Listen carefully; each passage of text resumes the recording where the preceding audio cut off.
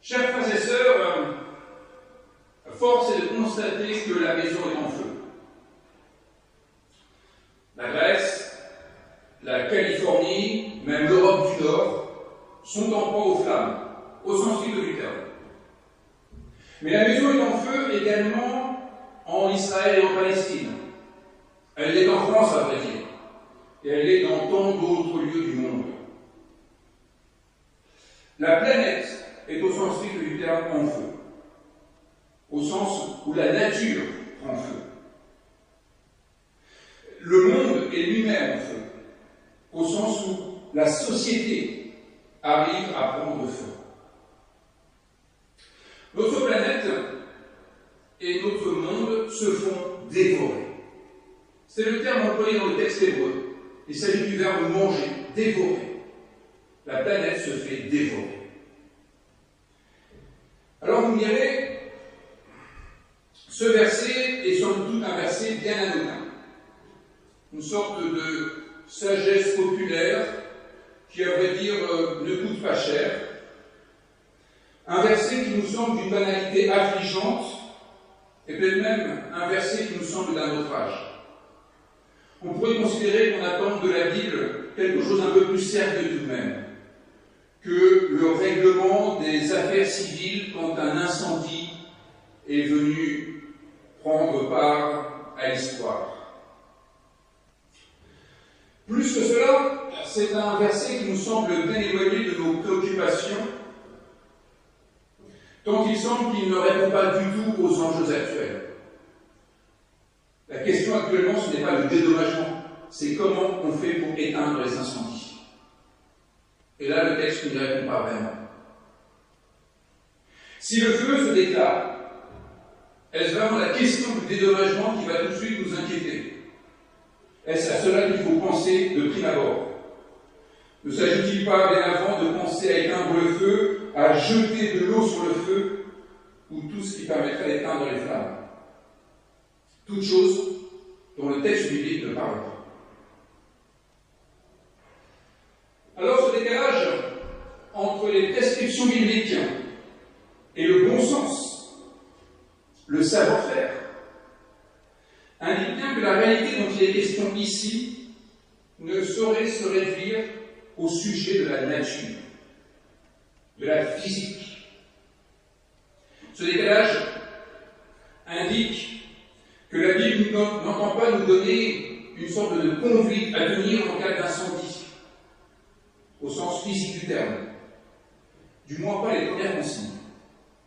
Donc si jamais un incendie se déclare dans ce lieu quand même chargé de bois, ne vous posez pas tout de suite la question du dédommagement. Il y a des sorties de secours, et accessoirement, si vous avez une bouteille d'eau, vous en faites bon usage. Cette évidence du décalage nous permet peut-être de comprendre que ce verset biblique peut être certainement utilisé en cas d'incendie pour réfléchir au long terme, mais nous allons le voir, nous permet de réfléchir à une autre situation dont ce texte est la métaphore. Commençons par nous intéresser au sens premier, qui va nous permettre de mettre en évidence l'intention de l'auteur qui est de mettre en avant notre sens de la responsabilité, le sens de la responsabilité du lecteur. Que signifie mettre le feu aux ronces? Premier acte de ce texte biblique. Mettre le feu aux ronces. N'est-ce pas ce que nous avons envie de faire, qui que nous soyons, lorsque nous arrivons dans un lieu qui a été laissé à l'abandon pendant quelque temps? Mettre le feu aux ronces, aux orties, à tous ces végétaux indésirables qui recouvrent le terrain et qui le rendent inutilisable pour une part. C'est le principe de l'écobuage, ces feux destinés à débroussailler. Et quand on voit un amoncellement de ronces, on n'a pas envie de s'y plonger avec un sécateur, on a envie que tout brûle et part en fumée. Mais d'un petit feu destiné à brûler les herbes inutiles, il peut sortir un incendie qui ravagera une meule de foin, du blé en pied, éventuellement le champ. Il ne sont pas rares, ces incendies provoqués par un petit feu, qu'il est en principe sous contrôle, du moins jusqu'à ce que le Mistral arrive, par exemple. Ils ne sont pas rares, ces incendies gigantesques partis de rien. Un mégot de cigarette, une braise qui jaillit un peu plus loin que la zone sécurisée, un écobuage qui en fait n'était pas du tout maîtrisé.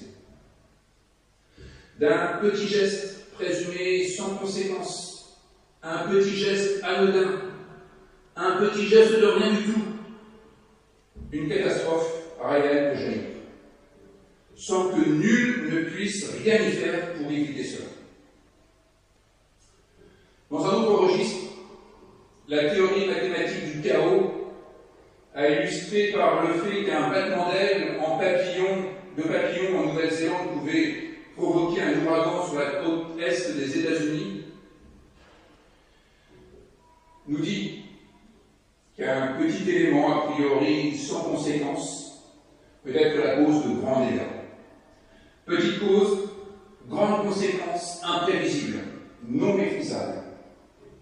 Et dans ce cas, à qui la faute?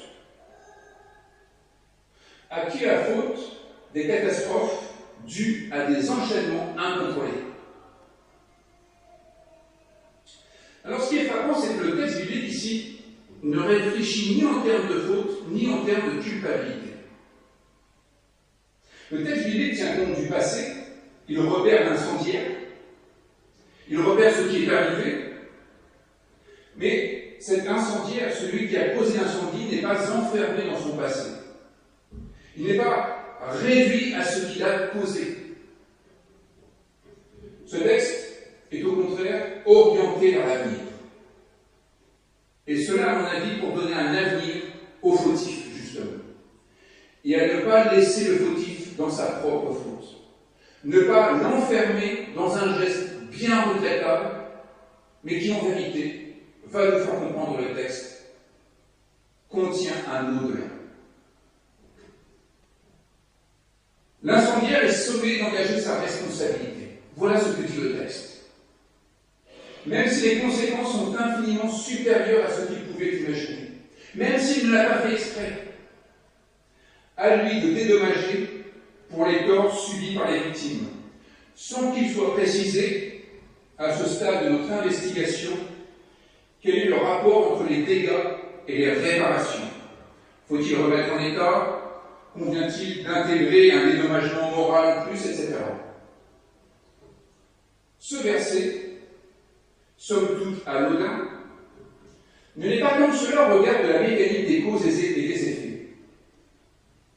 Non seulement ce texte nous dit que les conséquences de nos actes sont parfois, et même assez souvent, imprévisibles, et qu'il convient donc d'être attentif lorsque nous agissons, car nos actes ne sont jamais sans conséquences. Et nous pouvons penser à cette délicieuse chanson de 1935, « Tout va très bien, Madame la Marquise ». Et vous pourriez très bien envisager le fameux « Allô, allô, James, quelle nouvelle ?» qui raconte l'enchaînement implacable qui conduisit à la dévastation générale, alors qu'au départ, il n'y avait qu'un tout petit rien à déplorer. Pensez à la conséquence de nos actes. Voilà le grand travail par lequel un enfant devient adulte. Pensez que ce que nous faisons peut avoir un retentissement supérieur à ce que nous imaginons. Et du coup, pensez dans quelle direction ce que nous faisons va entraîner la suite de l'histoire. Mais ce texte nous dit également qu'il convient d'assumer ces actes, quelles que soient les conséquences. Être responsable. Voilà l'autre grande affaire des adultes. Être responsable. Répondre de ses actes. Ne pas se défiler. Ne pas se défausser sur quelqu'un d'autre. Ah non, non, c'est pas moi, c'est cette femme que tu as mise à mes côtés.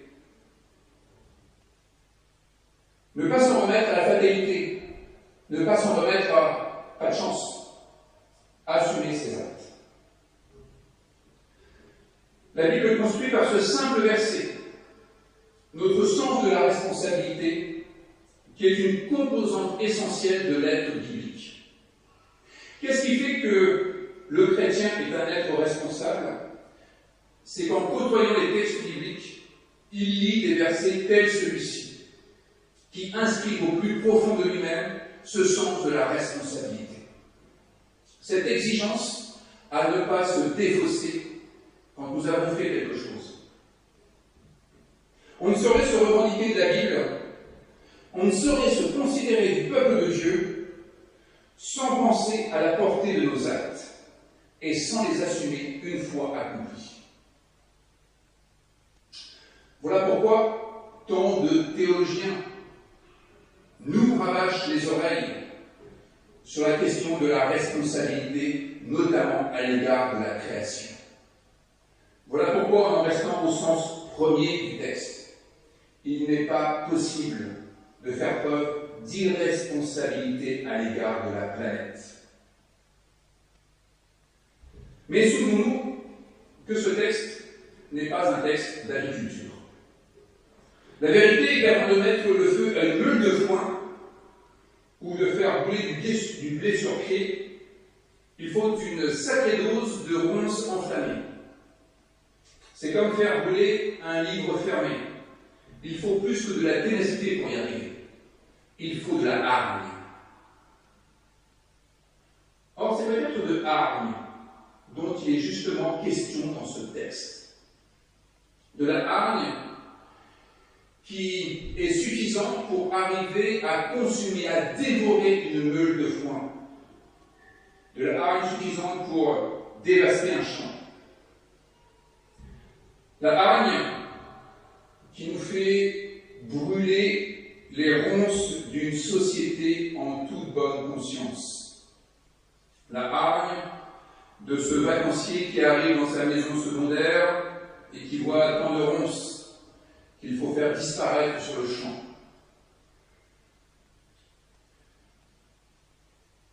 Le risque, c'est de mettre le feu à toute la maison. Les ronces, c'est la partie nuisible. C'est la partie nuisible de la végétation domestique. C'est la partie nuisible ou que nous considérons nuisible dans notre société. Je dis partie nuisible non pas du point de vue de Dieu, mais du point de vue humain. Au même titre que nous pouvons avoir du mal à supporter les ronces, même lorsqu'elles sont aux abords du champ et pas en plein milieu. Nous pouvons avoir du mal à supporter une catégorie de personnes dans notre champ social. Or, nous révèle ce texte biblique, ce que nous ferons à cette catégorie, ce que nous ferons de ces personnes, risque bien de ne pas être sans conséquence sur d'autres parties de la société, voire sur l'ensemble de la société, sur tout le champ social. Lorsque nous sommes capables d'être sans pitié envers une catégorie de personnes, alors en fait nous avons fait le premier pas pour être sans pitié sur d'autres catégories et ainsi de suite. Le théologien Niemöller avait écrit le fameux texte « Quand les nazis sont venus chercher les communistes, je n'ai rien dit. Je n'étais pas communiste. » Suivent d'autres catégories de personnes qui connaissent le même sort. Après quoi, Niemöller écrit « Quand ils sont venus me chercher, il n'y avait plus personne pour protester. » En creux, nous pouvons y voir la lâcheté qui laisse le champ libre à ce que l'homme peut produire de pire. Emmanuel Lévinas parlera du fiasco des meilleurs qui laisse le champ libre aux autres. À partir du moment où nous mettons le feu aux ronces, le feu peut se propager partout, à vrai dire. Si nous acceptons que le maillon le plus faible soit démoli, soit supprimé, alors c'est toute la chaîne qui en pâtit. Karl Marx mesure à la force de son maillon le plus faible. Ce que nous faisons au maillon le plus faible dit ce que nous sommes capables de faire à l'ensemble de la chaîne. Si l'Éternel est réputé être le Dieu de la veuve, de l'orphelin et de l'émigré, c'est précisément, me semble-t-il, parce que le maillon le plus faible est ce à partir de quoi nous pouvons estimer notre capacité à avoir un rapport éthique à l'ensemble d'une société. Si nous ne sommes pas capables de prendre soin du maillon le plus faible, en fait, nous ne sommes pas capables de prendre véritablement soin des autres maillons non plus. Si nous considérons les différentes catégories agraires convoquées dans ce texte, nous avons un texte qui nous dit que selon la manière dont nous nous comporterons avec une catégorie marginale, cela aura un retentissement sur nos institutions. Les épis de blé mis en ordre et rassemblés en meule. Voilà qui peut figurer les institutions. Sur notre jeunesse, le blé en herbe, encore debout sur son pied, et à fond sur nous tous, au bout du compte, le champ dans son intégralité. En pensant au fait que cette semaine, la France vient de battre son record de mise en détention. Plus de 70 000 personnes en prison pour 60 000 places. Il n'y a pas forcément lieu de s'étonner qu'il puisse y avoir le feu dans la maison. Quand nous sommes capables de mettre 70 000 personnes en prison, il ne faut pas s'étonner que nous soyons capables d'une certaine violence envers les forces de l'ordre ou envers les pompiers, ceux qui représentent l'institution, ou dans un registre plus symbolique, que les institutions politiques, judiciaires, scolaires, religieuses soient malmenées. Quand on est capable de malmener les plus petits d'entre nous, il n'est pas étonnant qu'à un moment donné, ça se propage sur l'ensemble de la société. Et de l'autre côté de la Méditerranée, en m'en tenant à mon expérience personnelle, l'humiliation, quand elle devient une pratique quotidienne, et là je pense à ce que subissent bien des Palestiniens par exemple, ne peut qu'enflammer les différents niveaux des sociétés palestiniennes et israéliennes. Et si au sein de la société israélienne, bien des prises de conscience sont faites et conduisent à des manifestations ou à des revendications par rapport à une ligne politique, c'est bien parce qu'on a conscience que le mal qu'on est capable de faire au plus faible n'est pas sans conséquence sur notre capacité ou non à vivre ensemble. Dans tous les cas, cela constitue un spectacle qui ne sera pas sans conséquence sur la jeunesse. Le spectacle que nous donnons à voir fait partie de l'éducation qui orientera notre jeunesse. Dans un registre moins dramatique, nous savons qu'un coup de boule donné par un footballeur sur un autre footballeur n'est pas un exemple à suivre. Et qu'on peut reprocher à certains footballeurs de manquer leur rôle éducatif envers les générations les plus jeunes. Mais cela est vrai pour nous dans notre vie quotidienne. Ce que nous sommes capables de faire ou ce que nous sommes capables de dire sur les plus faibles, sur les plus marginaux, ouvre la porte pour le reste. À partir de là, toute une société est capable de s'embraser et de se détruire. Ce verset biblique est donc là pour construire la conscience du lecteur, qui est appelé à épouser le point de vue de l'Éternel, qui considère que les ronces et le reste du champ doivent être embrassés dans un même regard bienveillant. Il n'y a pas un qui devrait être effectivement laissé pour compte, tandis que l'autre devrait être valorisé. Le point de vue de l'Éternel relativise nos modes de classification en montrant la solidarité de fait qui existe au sein de la création. Le mal que nous faisons là-bas, nous en payons ou nous en paierons forcément les conséquences ici. Nous ne pouvons pas délocaliser nos déchets sans à un moment donné en payer les conséquences ici. Nous ne pouvons pas confier à d'autres le soin de s'empoisonner par une industrie particulièrement polluante dont nous tirons les bénéfices sans en payer aussi les conséquences. L'air que nous respirons n'est jamais que notre seconde peau. Et l'air pollué là-bas est un air qui pollue ici également. Il en va de même sur le plan social. Créer des ghettos, humilier des populations, les empêcher de s'épanouir. C'est non seulement créer de la frustration et créer une violence possible, mais c'est aussi commencer à s'habituer à ce que des personnes soient maltraitées.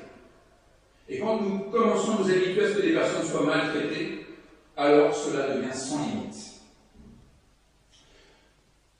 Ce texte biblique et bien d'autres nous aide à changer notre regard, à changer de point de vue, à prendre sinon le point de vue de Cyrus, du moins celui de l'Éternel.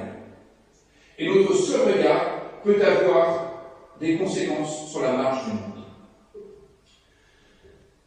Alors posons notre regard maintenant une dernière fois sur le texte biblique et entrons un peu plus dans l'hébreu.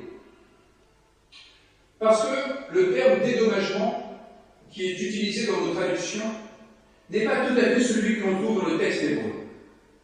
Le texte hébreu dit Shalem, Yeshalem. Et vous connaissez peut-être la racine Shalom, qui donne Shalom. Il n'est pas simplement question de dédommagement au sens financier du terme. Il est question de Shalom, question de paix, question d'harmonie, les questions d'équilibre. Le verbe Shalom, faire la paix, est conjugué 2 fois. Shalem, Yeshalem. Conjugué 2 fois, histoire de bien insister.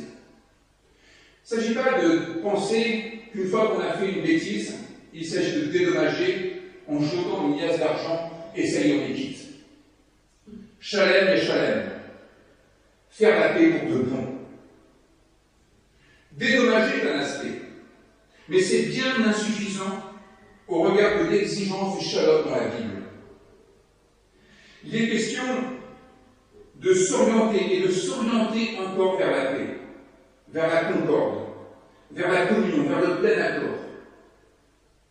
Et quand tu penses que tu as fait le shalom, il faut remettre une couche de shalom. Shalem, Geshalem. Redoubler les efforts pour la paix. Eh bien cela, c'est affirmer à contre-pied de la sagesse populaire. Si tu veux la paix, prépare la paix. Et fais-la encore. Et si ça ne suffit pas, remets-en encore une couche. Agir autrement, c'est mettre le feu aux ronces, il faut le savoir. Si tu veux la paix, prépare la guerre, c'est une façon de mettre le feu aux ronces. Pacifier. Voilà le grand œuvre qui nous incombe. Et c'est là que réside le bouleversement opéré par la grâce dont la Bible témoigne. Nous sommes non seulement responsables de nos actes, mais nous sommes aussi reconnus capables de faire œuvre de paix. Même le salaud, même le criminel, même celui que nous estimons être une ordure, même celui que nous estimons être un moins que rien, même celui qui a manifestement tout raté, même celui qui est a priori à côté de la plaque, celui-là est réputé pouvoir faire œuvre de paix. Shalem, Yeshalem, même pour lui. Nous sommes reconnus capables de transfigurer nos pulsions de base, qui provoquent tant d'incendies, ce désir irrépressible de brûler les ronces et tout ce qui va avec. Nous sommes capables de transfigurer ces pulsions-là en pulsions de shalom. Être capable de désirer une paix plus profonde, une paix plus intense. Cette grâce dont la Bible témoigne à travers ce petit verset tout à fait anodin, ce petit verset de la vie quotidienne, ce petit verset qui ne paye pas de mine, Eh bien, cette grâce, c'est de ne pas considérer l'incendiaire comme un ennemi à jamais. C'est de ne pas le cataloguer à jamais dans le clan des infréquentables, voire dans le clan de ceux que l'on pourrait exterminer, ou en tout cas, dont on pourrait se passer. Cette grâce, c'est de considérer celui-là comme un être capable de s'engager en faveur d'un champ à nouveau fertile, en faveur d'une vie à nouveau féconde. Cette grâce nous permet de considérer qu'il y a un au-delà possible au sinistre, aux catastrophes, aux malheurs de toutes sortes. Mieux que cela, qu'il y a un au-delà possible à la faute pour celui qui l'a commise. Adhérer à cette divine possibilité de la paix, en dépit de tout, et en dépit de nous-mêmes, à vrai dire, en dépit de ce qui la rend impossible, adhérer à cette paix divine, dire oui à cette paix divine, pour nous et pour les autres. Voilà ce que